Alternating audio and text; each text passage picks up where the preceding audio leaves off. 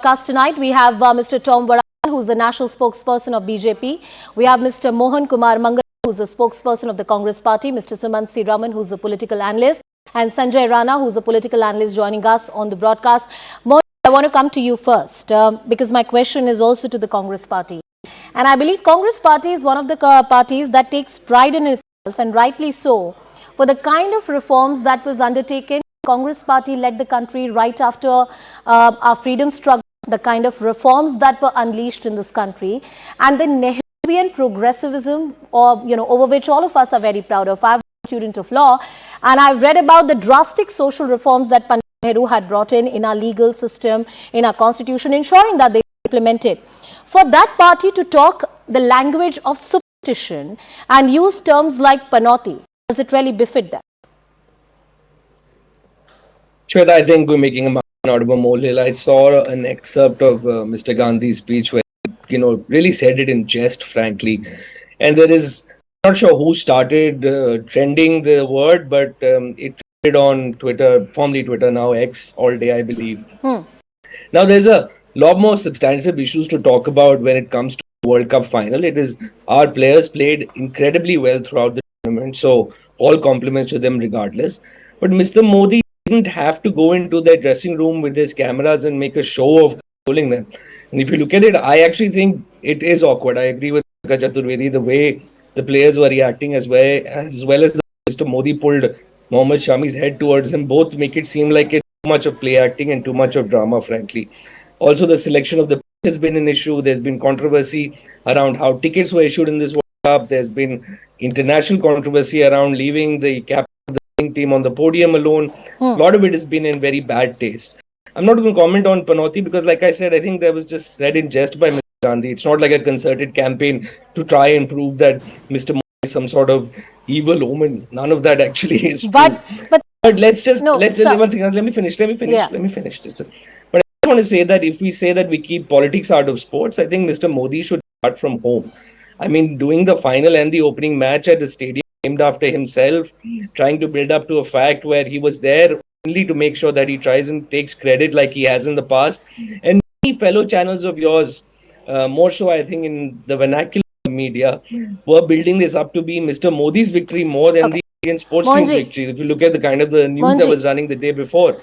I'm only accountable for what I ask to you on this show, and that's your right to hold me accountable and ask me questions if you want to. But a few things that you've said in your opening remarks, according to me as a listener and a journalist, are circular in nature.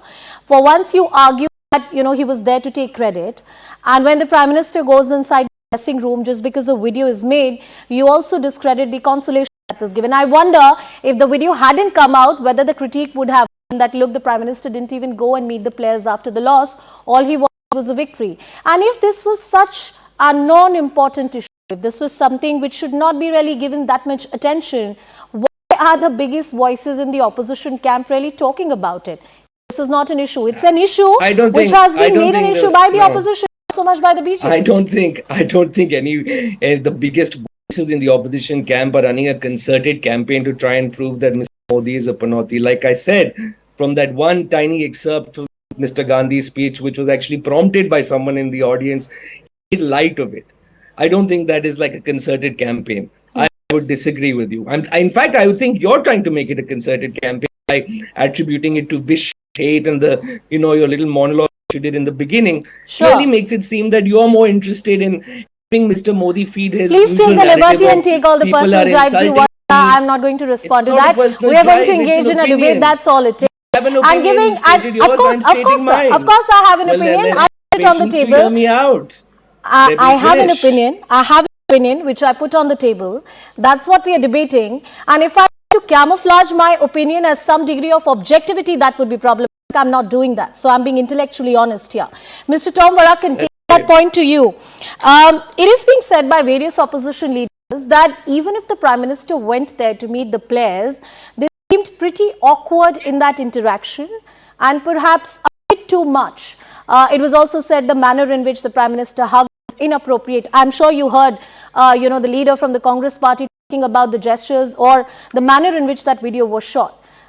How do you see all these criticisms really coming in? Do you believe there any kind of substance to it, and whether the BJP would really want to respond to it.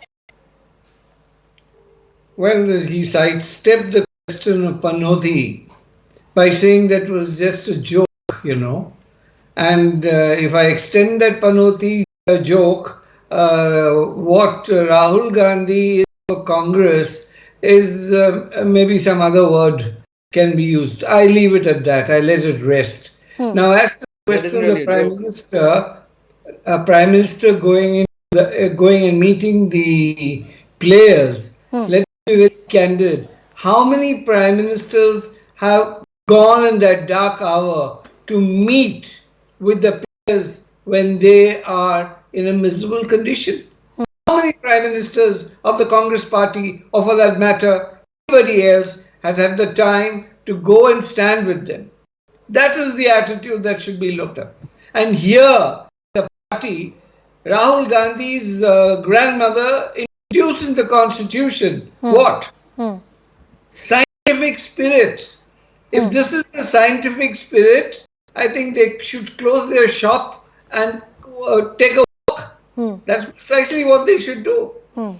What kind of language these people use, and that same league of Mani Shankar Iyer and his niche, the word that he used against the Prime Minister, this has been a chronic problem with this party, and they end up losing out. They're the real losers because the country cannot take it anymore. You call the Prime Minister of this country, I mean, it's very clever, you didn't name him. But the point is, it was all master plan, and then this great lady Chaturvedi, she comes out saying, well, the cameras are there. Cameras are everywhere when a cricket match is going on. And if the Prime Minister enters any places, the cameras will follow. This is nothing that is stage managed as the Congress wants us to believe. The reality is, Mr. Kumar Mangalam, you may grin, but the reality is you are the real panauti of... I really believe, sir. I really believe, and I've been candid from the outset of this debate. No, 1 second. Let me. No, 1 second. Listen to me, Mr. Mangalam. Listen to me. I would like you to apologize for calling me a panauti. 1 second. Listen. That's exactly what I'm coming to. That's exactly what I'm coming to. My request is, I began this show by saying that terms like panauti are regressive and defeat the spirit of progressivism in this country. And my request to all the panelists is to stop name calling each other and not to use these terms. We don't go by them, and we can't have double standards where we are critiquing the opposition and certain people for using that term elected leader of the country, and then we go ahead and call each other those names. I don't think that's right. But Mr. Kumar Mangalam, do you have a response to what Mr. Tom Vadakan has said? I mean, there wasn't much of substance that he said that I would respond to, except to say that I don't think of myself as a panauti. I mean, he's going to call me that. I will point out that the way he called me panauti was in a lot more anger than Mr. Gandhi referred to that same term for Mr. Modi. Like I said, look at the text of the way he said it. Second thing I want to say is the Prime Minister is not this person who cannot be questioned or cannot be asked or cannot be made fun of in any way. Please don't hold him up to this sort of high altar where nobody can touch him. He himself has used terms like Jersey cow and hybrid calf for Mrs. Sonia Gandhi and Rahul Gandhi. And he's been criticized for that. And he's been criticized for that. And he did that in election campaigns. He just said 2 days ago that Congress should hang. What does he mean when he's talking about? And we had a debate on that as well. We had a debate on that as well. But that's the point, that each time a political narrative falls down, or sports in this manner is used in a political narrative, and we use terms like panauti, is that really something acceptable?